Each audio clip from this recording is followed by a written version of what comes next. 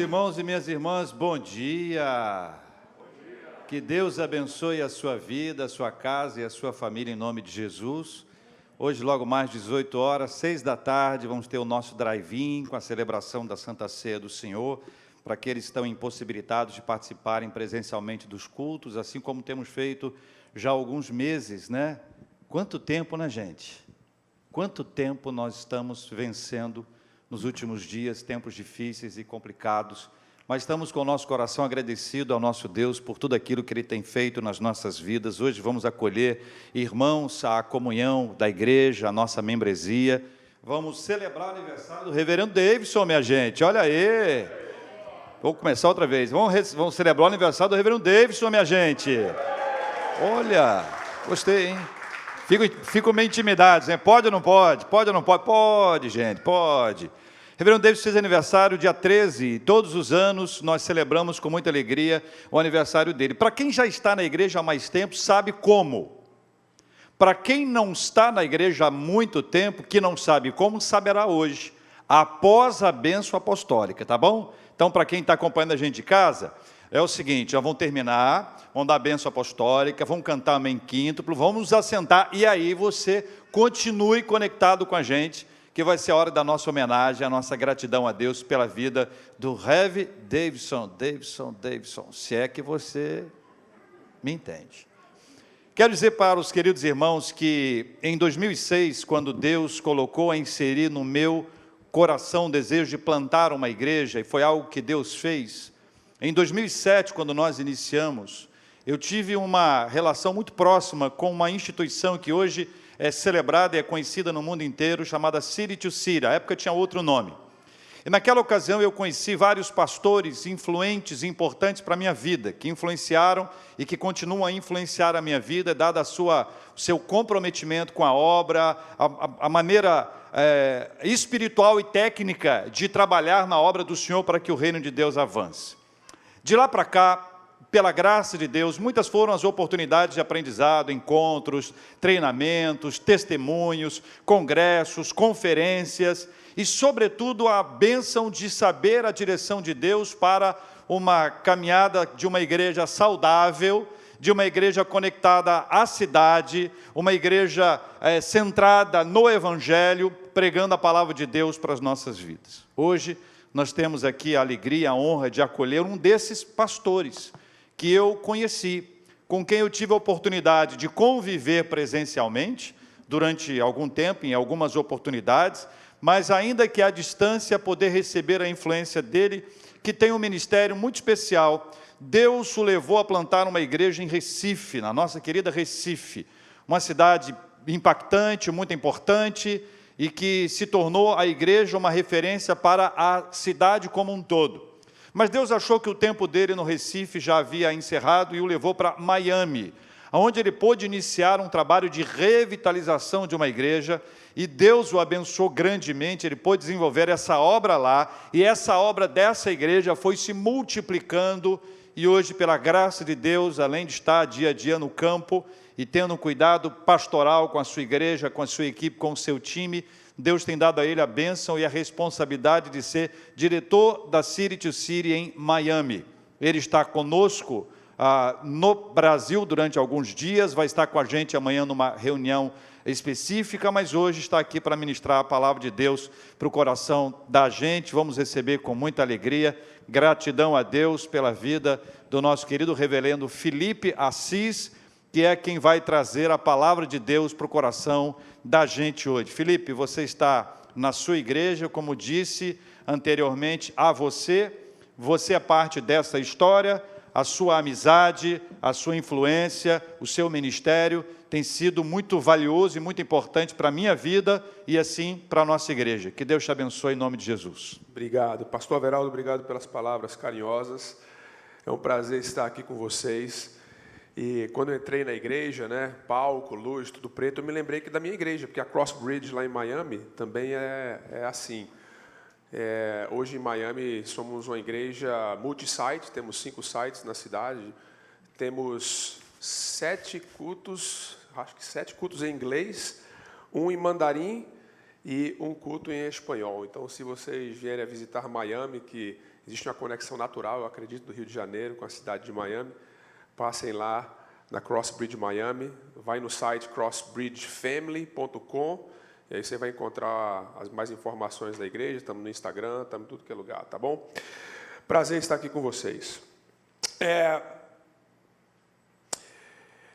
As histórias que mais impactam as nossas vidas são aquelas histórias de superação.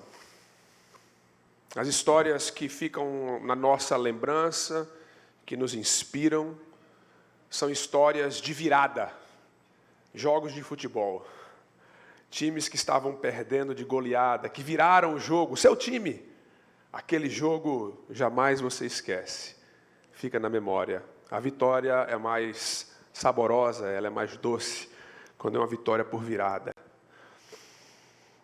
Os filmes que você assistiu, como Forrest Gump, é um filme de uma história de virada. Rocky Balboa é um filme que nos impactou, porque é um filme que conta uma história de virada, uma história de superação. Alguns clássicos literários que talvez você já leu, de Victor Hugo, por exemplo, Les Misérables, é uma história de virada, é uma história de superação, de Jean Valjean. O Conde do Monte Cristo é uma história de superação, é uma história de virada.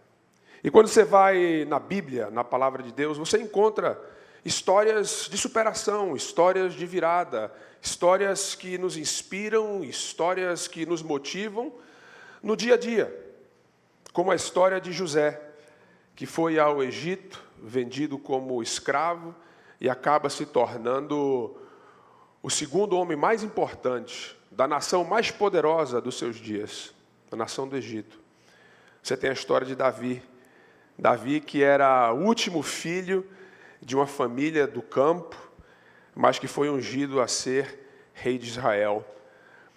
Um jovem pastor de ovelhas e franzino, que um dia derrotou um grande gigante. É uma história de superação, é uma história de virada.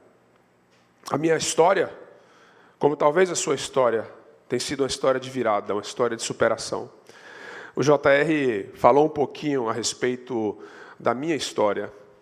Há 13 anos atrás, eu fui à cidade de Miami, saí do Recife, fui à cidade de Miami, com o convite de replantar uma igreja que estava prestes a fechar as suas portas. Uma igreja que naqueles dias possuía apenas uns 50 velhinhos. Não que velhos nas igrejas isso seja uma coisa ruim, é uma coisa boa, mas eu creio que o corpo de Cristo é muito mais diverso do que apenas um segmento de uma geração. A igreja de Cristo ela deve possuir diversidade de raça, diversidade econômica e diversidade de gerações também. Aquela igreja tinha envelhecido, não tinha contextualizado o evangelho, a realidade da cidade, as mudanças que aconteceram na cidade de Miami nas últimas 4 décadas, e a igreja passou então a morrer. E eu me lembro que quando estava no processo de discernimento, eu fui com a minha esposa visitar essa igreja em Miami, que, diga-se de passagem, numa região bastante influente da cidade, numa região extremamente visível da cidade. Quem conhece a cidade de Miami, ela fica na cruzilhada da 88 com a 67, na parte sul da cidade de Miami. São 2 vias muito transitadas. Então, eu entrei naquela igreja para pregar naquele domingo, para conhecer a igreja, e entrei e olhei ao redor, e o grupo de jovens tinha na faixa de 65 anos. E eu olhei para minha esposa e disse, eu não sei se isso é possível. Voltamos ao Brasil, continuamos num período de discernimento e de oração e de aconselhamento, com vozes que nós confiávamos, que pudessem trazer sabedoria às nossas vidas naquele momento de decisão. E naquele momento de decisão, muitas pessoas chegaram para nós, depois de um certo período de oração e discernimento, e falaram para nós: olha, eu creio que Deus está chamando vocês para essa nova etapa de vida.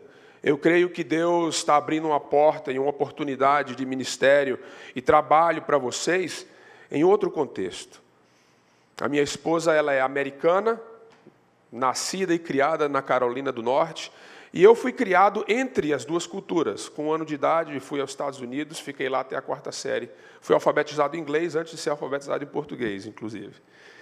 E essas vozes disseram para a gente: olha, esse é o culminar da história de vida de vocês. Deus preparou vocês para este momento. E aquilo ali nos encorajou. Nós precisamos vozes assim nas nossas vidas, quando estamos prestes a tomar decisões importantes.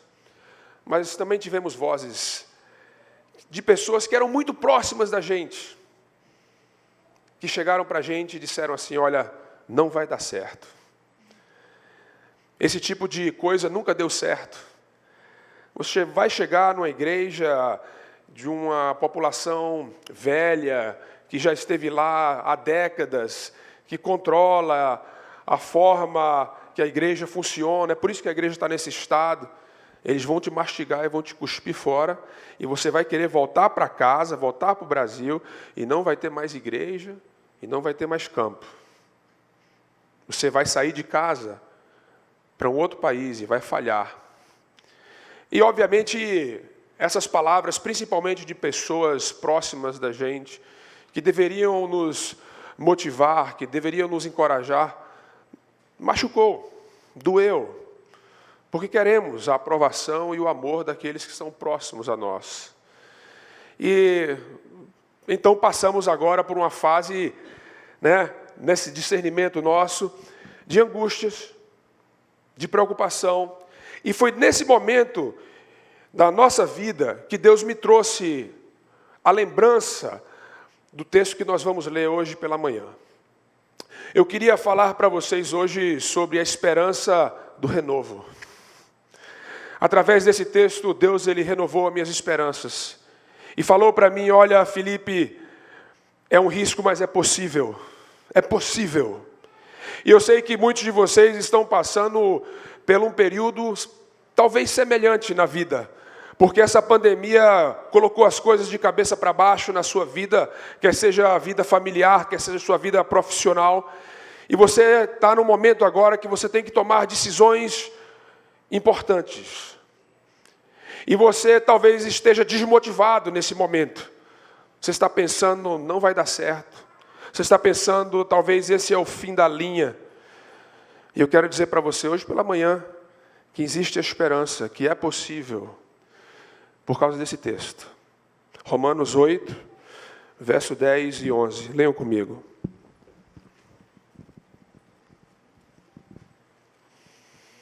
A palavra de Deus diz assim. Espero que todo mundo abra, porque esse texto é muito bom. Deus está falando isso aqui para você hoje. Se, porém, Cristo está em vocês, o corpo, na verdade, está morto por causa do pecado, mas o Espírito é vida por causa da justiça. Se em vocês habita o Espírito daquele que ressuscitou Jesus dentre os mortos, este mesmo que ressuscitou o Cristo dentre os mortos, vivificará também o corpo mortal de vocês, por meio do seu Espírito que habita em vocês. Essa é a palavra de Deus. Amém? Eu posso dizer a vocês que existe esperança para o novo. Eu posso dizer a vocês que este não é o fim da linha, que as coisas não estão acabadas, que é possível, por causa de 3 coisas. Primeiro, porque temos a Cristo. Veja no versículo 10 o que o apóstolo Paulo fala: se porém Cristo está em vocês. Vamos parar por aí. No versículo seguinte, ele fala que o Espírito de Deus está em nós. Mas aqui ele fala que Cristo está em nós. E eu creio que o apóstolo Paulo ele não quer apenas mostrar que a obra de Cristo é semelhante à obra do Espírito, que a obra que Cristo fez por nós está unida à obra do Espírito que é feita em nós. Mas ele está tentando realçar um aspecto importante e único da obra de Jesus por você. Quando Paulo ele fala aqui no versículo 10, que Cristo está em vós, Paulo ele está trazendo para nós a beleza do Evangelho. Paulo está revelando a beleza do Evangelho. Se vocês são familiarizados com a doutrina de Paulo no Novo Testamento e o escrito do apóstolo Paulo, em outras epístolas também, por exemplo, a epístola de Efésios, aos Efésios, no capítulo 1, o apóstolo Paulo, ele encoraja a igreja em Éfeso, lembrando aqueles irmãos que eles estão em Cristo, que nele somos isso e nele somos aquilo, nele fomos feitos aquilo mais. Essa expressão nele, em Efésios capítulo 1, se repete várias vezes. Nós estamos em Cristo, mas aqui ele fala que Cristo está em vós. O que é? São as duas coisas. É isso que faz o Evangelho tão belo. Quando ele diz que nós estamos em Cristo, ele quer dizer o seguinte, que tudo aquilo que pertence a Cristo, o amor do Pai, a aprovação que o Pai tem pelo Filho, pertence a nós também. Lembra-se do batismo de Jesus, no Evangelho de Marcos, quando Jesus está sendo batizado por João Batista.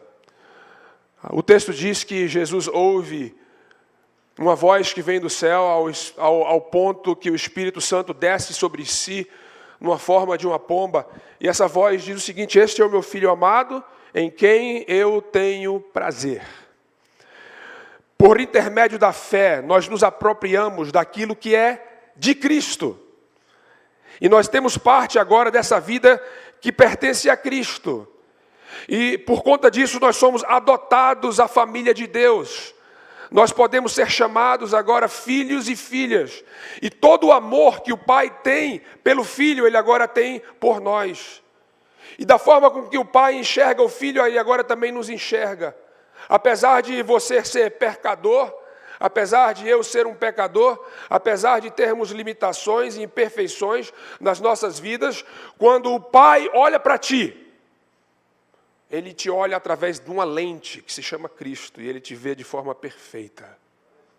Amém? É isso que quer dizer, você está em Cristo. Mas quando Ele diz assim, Cristo está em vós, existe uma outra dimensão do Evangelho também. Por quê? Porque primeiro eu falei da forma com que Deus te enxerga agora por aquilo que Cristo fez por você. Mas agora eu quero que você entenda que é preciso que você também se enxergue da forma com que Deus te enxerga. Porque muitas vezes existe esse desconecto. A forma com que Deus te enxerga jamais mudará. Mas a forma com que você se enxerga, às vezes é muito diferente da forma com que Deus te enxerga. E o processo da maturidade cristã é alinhar a sua visão de si mesmo à visão que Deus tem de você. Então, quando ele diz assim, vocês estão em Cristo, é a forma com que o Pai te enxerga, mas quando Cristo está em vocês, Ele está querendo dizer, eu quero que vocês enxerguem Cristo em vocês. Você é uma pessoa revestida pelo amor e pela justiça de Jesus. Tanto é que no versículo 1 de Romanos 8, o que ele fala? Não existe nenhuma condenação para aqueles que estão em Cristo. Você é revestido pela justiça de Cristo, você recebeu uma nova identidade, e você é chamado, eu sou chamado todos os dias a vivermos as nossas vidas à luz dessa nova identidade. Você, deixa eu dizer uma coisa para vocês hoje, você não é a soma dos seus acertos e das suas conquistas. E você também não é a soma dos seus erros, das suas falhas e dos seus defeitos. Você é um filho, uma filha amada em Cristo, enxergue-se dessa forma.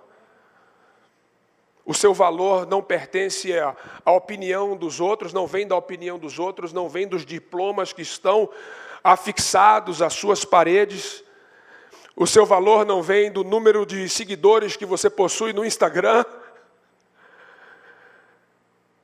O seu valor não vem da quantidade de dinheiro que existe na sua conta, ou de quanto bitcoins você tem. O seu valor vem do amor de Deus e da justiça de Cristo. Tanto é que no versículo 10, o que ele fala? Olha, porém, se Cristo está em vocês, o corpo, na verdade, está morto por causa do pecado, mas o espírito é vida por causa da justiça. Essa justiça é de Cristo, que te reveste hoje. Pouco tempo antes de tomar a decisão de ir ou não a Miami, eu levei a minha esposa Beth para jantarmos na orla do Recife, comermos uma muqueca de camarão. Olha, tá vendo, pastor? O pessoal fala mais amém quando está perto da hora do almoço do que com as verdades do Evangelho.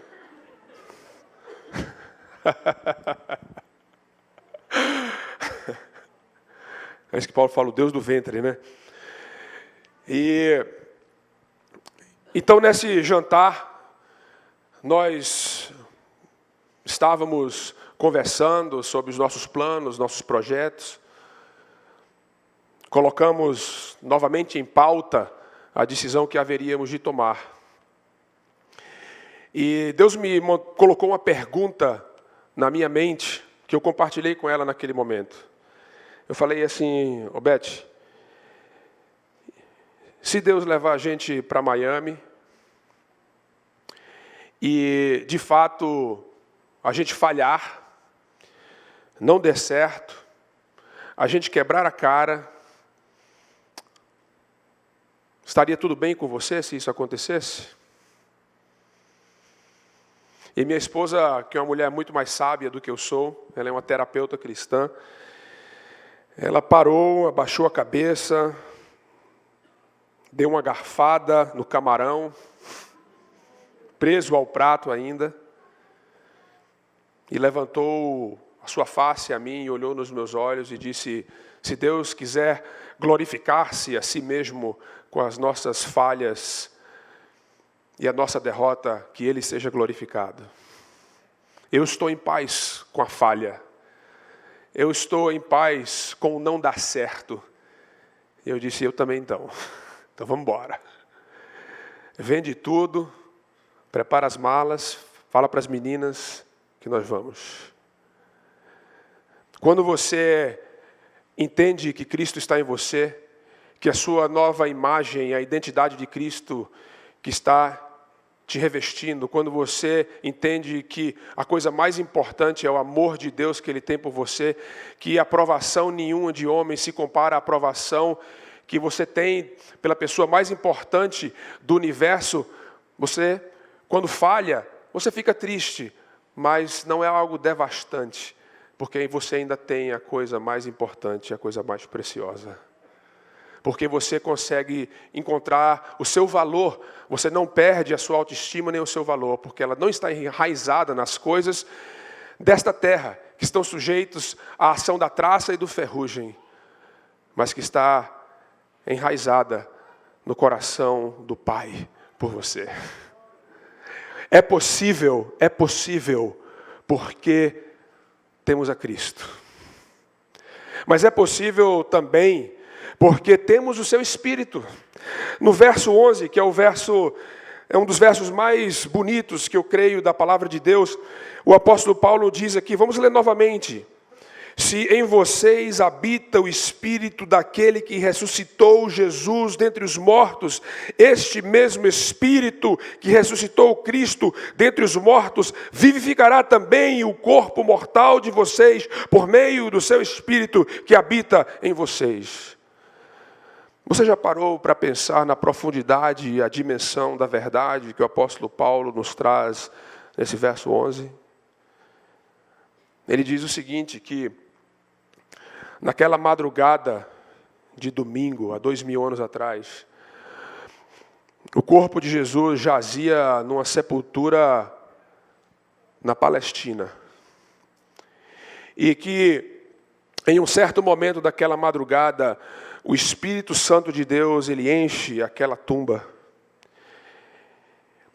e sussurra no ouvido de Deus o Filho: Filho, está na hora de levantar. E aquele mesmo Espírito toma conta da situação e transforma o corpo corruptível de Jesus em um corpo incorruptível. E a pedra é removida. E Jesus sai daquela tumba ressurreto, vitorioso dentre os mortos. Esse mesmo Espírito que operou essa obra em Cristo é o Espírito que vive em mim e você hoje.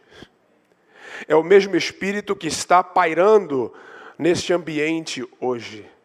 É o mesmo Espírito que está me auxiliando a comunicar a vocês a verdade da palavra de Deus e revelar o Evangelho, a boa nova a vocês. E é o mesmo Espírito que está abrindo a tua mente, é o mesmo Espírito que está abrindo o teu coração neste momento, é o mesmo Espírito que está te encorajando, é o mesmo Espírito que está ressuscitando as suas esperanças naquilo que está perdido neste momento. Esse Espírito, ele vive em vós, ele está em nós. Isso possui duas implicações. A primeira implicação é que nós não estamos sós. Este verso é o cumprimento da promessa de Jesus.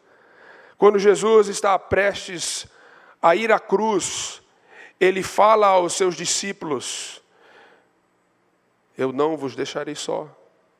Antes de ser assunto aos céus, ele fala a mesma coisa: eu não vos deixarei só, eu te enviarei um Consolador. E em momentos antes, em Mateus 28, por exemplo, antes de ser assunto aos céus, versículo 28 ao versículo 30, Jesus, ele diz aos seus discípulos que ele estaria com eles até o fim dos dias, por intermédio do seu Espírito. A presença de Cristo se faz real em nós por intermédio do seu Espírito. Então, o que eu quero dizer para você é o seguinte: por mais que nós venhamos a passar por dificuldades, por mais que a vida venha a ser difícil, por mais que os obstáculos venham a ser grandes na nossa frente, sendo postos diante de nós, nós não passamos por essas circunstâncias sozinhos, porque Deus está conosco. Quando nós sofremos, Ele sofre conosco. Ao tomarmos decisões, Ele está conosco, nos trazendo sabedoria. Ele está conosco, nos convencendo do nosso erro, da justiça de Cristo que está revestida em nós. Ele está nos encorajando. Você não está só. Você pensou que você estava só. Você entrou aqui hoje pela manhã: eu estou só, não tenho ninguém ao meu lado. Ninguém guardando as minhas costas. Deus está contigo. O Espírito está em vós. A segunda implicação que nós temos a respeito dessa verdade é que o sucesso da operação, o sucesso do desdobrar das coisas, que são consequências da decisão que nós tomamos, não deve depender de nós, não é fruto das nossas forças, mas é o agir de Deus por intermédio do seu Espírito em nós. E nós somos convidados, através dessa verdade, a descansarmos na obra de Deus em nós, e não confiarmos nas nossas forças, no nosso know-how, na nossa experiência, A razão que muitos de nós, eu tenho certeza, estão extremamente cansados hoje, é porque nós estamos tentando viver a vida, nós estamos tentando fazer, às vezes, o trabalho de Deus nas nossas próprias forças. E Deus está falando para você hoje pela manhã, descansa nele, o Espírito está em vós, confia e depende do poder do Espírito que está em vós. Nós não confiamos em carros, nós não confiamos em cavalos, como diz o salmista, mas nós confiamos no Senhor. E que se você vier a confiar nas suas próprias forças, qualquer jornada que você abraçar será em algum momento insustentável. Esta pandemia tem trazido muitas coisas à superfície nas nossas vidas. E coisas que não foram tratadas, problemas que não foram resolvidos, traumas que não foram curados. E muitos de nós temos nos caído aos pedaços. Eu não sei aqui no Brasil, mas nos Estados Unidos, os índices de abuso a substâncias têm explodido. O índice de divórcio tem explodido. O índice de suicídio tem explodido. Inclusive entre pastores também. Quantos pastores eu conheço, porque eu treino pastores e eu mentoreio pastores lá e em outros lugares do mundo também. Quantos pastores não ligaram para mim, mandaram um texto para mim dizendo: eu estou extremamente desencorajado, tentei de tudo, eu não sei o que fazer, as pessoas estão saindo, os recursos estão sumindo. Eu nunca vivi algo dessa natureza, eu disse também, eu também não. Ninguém. E no ano passado, muitos pastores cometeram suicídio. Um amigo meu, que fiz treinamento de plantação com ele, há muitos anos atrás, saiu para caçar com um amigo numa floresta do sul dos Estados Unidos, caçar patos. E em um determinado momento da caçada, ele fala para o companheiro de caça dele, disse: olha, fica aqui, eu vou para aquele outro lado ali do lago, porque talvez eu tenha uma vista melhor dos patos.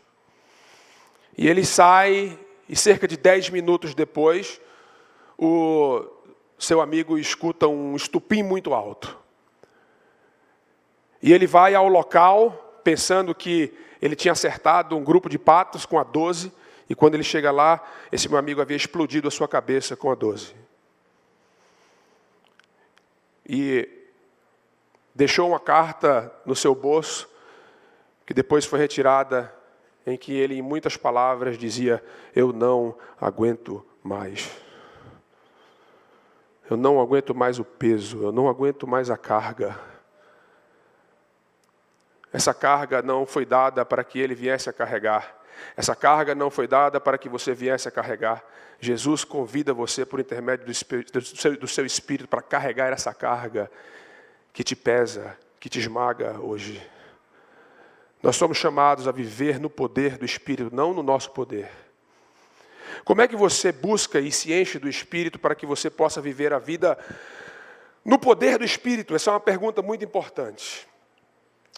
E eu quero dizer para vocês que não adianta entrar na igreja, ficar pulando, ficar tentando forçar falar de línguas estranhas. Não estou descreditando nada disso, mas não é isso.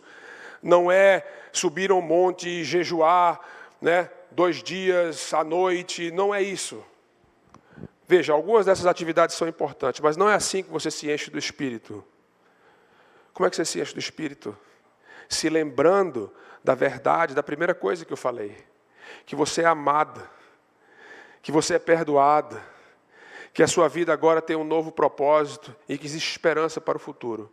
Sabe por quê? Porque todos os dias nós esquecemos essa verdade essencial do Evangelho. O nosso coração, ele tende a fugir da rota do Espírito que sempre nos leva a Cristo, a construir a sua identidade em outras coisas, além de Cristo. E todo dia você tem que regular o seu coração. Todo dia você tem que recalibrar o seu coração. E você tem que aprender a fazer o que eu falo para a minha igreja sempre, a pregar o evangelho para o seu coração todos os dias. Não dependa do reverendo Arival, Arival foi o que eu estava lá em São Paulo.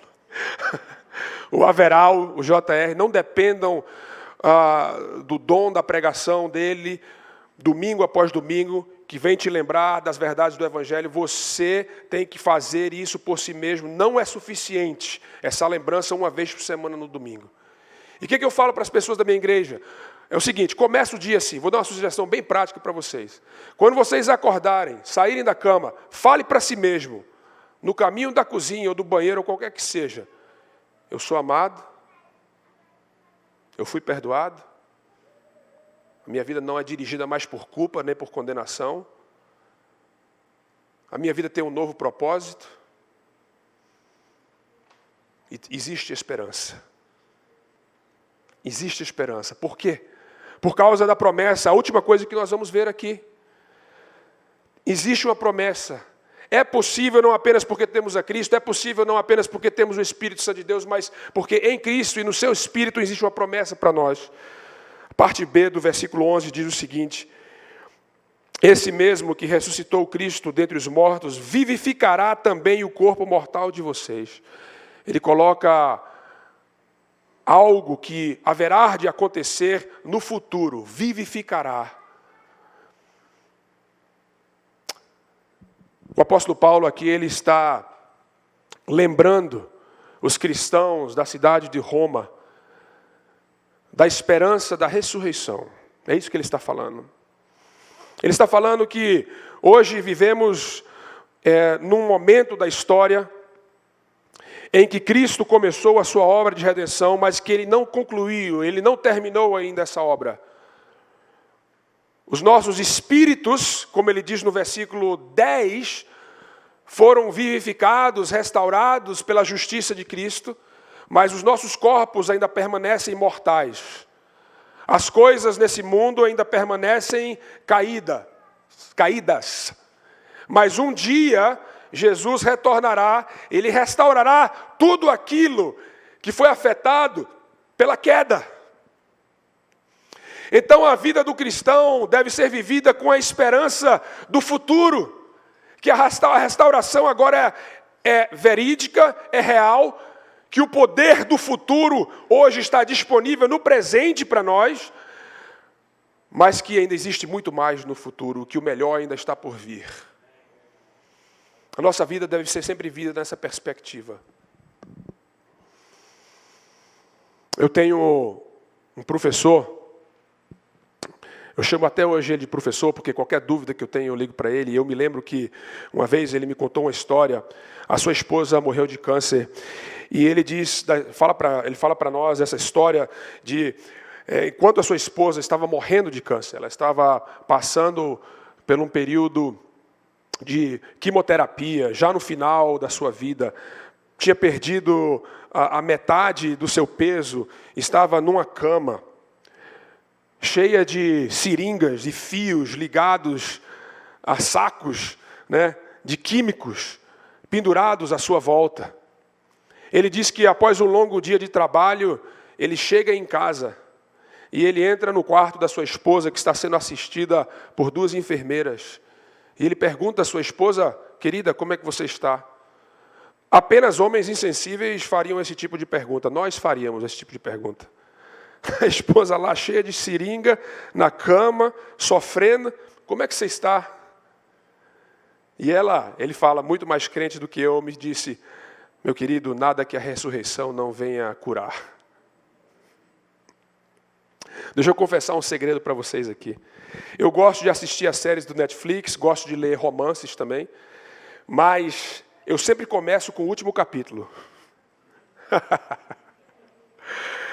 Mas, pastor, por que você sempre começa no último capítulo? Eu começo com o último capítulo do romance, do livro, e começo com o último episódio de uma série.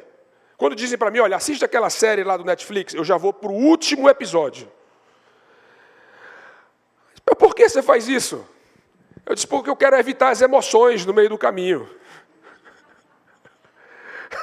Primeiro, se o final for ruim, eu nem assisto o começo. Mas se o final for bom, aí eu vou para o começo.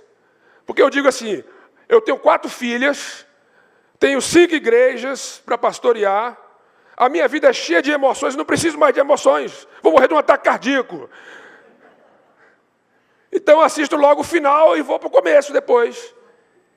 E aí eu vou assistindo e diz, agora eu estou entendendo como aquilo ali, isso está acontecendo com esse personagem, mas lá na frente eu sei que existe esperança e será resolvido. Mas veja, você está rindo aqui agora, mas essa é a nossa história. Já temos o último capítulo. Cristo já venceu, a morte já foi derrotada, o mundo será restaurado, vocês se ressuscitarão dos mortos. Não existe nada que a ressurreição não venha curar. Por que a ansiedade do momento? Por que a falta de desconfiança em Deus, no nosso conduzir, no dia a dia?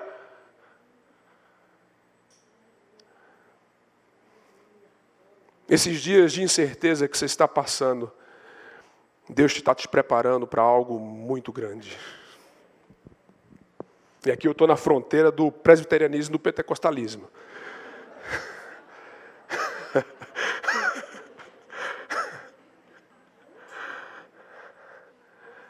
Mas eu acredito isso, porque existe um ciclo natural na criação de Deus. Para que exista ressurreição tem que existir morte primeiro. Para que exista risos de alegria e de festa, deve existir prantos, choro e dor. E se você hoje chora, e se você hoje lamenta o que perdeu, não foque no passado, mas foque no futuro, porque o melhor está por vir. Eu quero encerrar com as palavras do grande teólogo reformado, Raul Seixas. Não diga que a canção está perdida, tenha fé em Deus, tenha fé na vida, tente outra vez. Vamos orar? Ó Pai, pelo Teu Santo Espírito que acreditamos estar aqui conosco hoje, nós te pedimos que Tu venhas encher o nosso ser, que Tu venhas restaurar, que Tu venhas encorajar, que Tu venhas renovar. Ó Pai, que o Teu Santo Espírito se manifeste de forma real em cada um de nós, não de forma mística ou misteriosa, mas nos lembrando hoje da verdade do Evangelho, que somos amados e somos amadas, filhos e filhas de Deus, que nós não somos definidos, o nosso valor não está na soma dos nossos acertos, nem na soma dos nossos erros, das nossas falhas, mas está no amor que está em Cristo. E esse Espírito que está aqui habitando entre nós, Ele quer nos lembrar desta realidade. Ó Pai, abre o nosso coração para que possamos nos dar por completo a esta verdade. Em nome de Jesus. Amém. Deus abençoe vocês, igreja.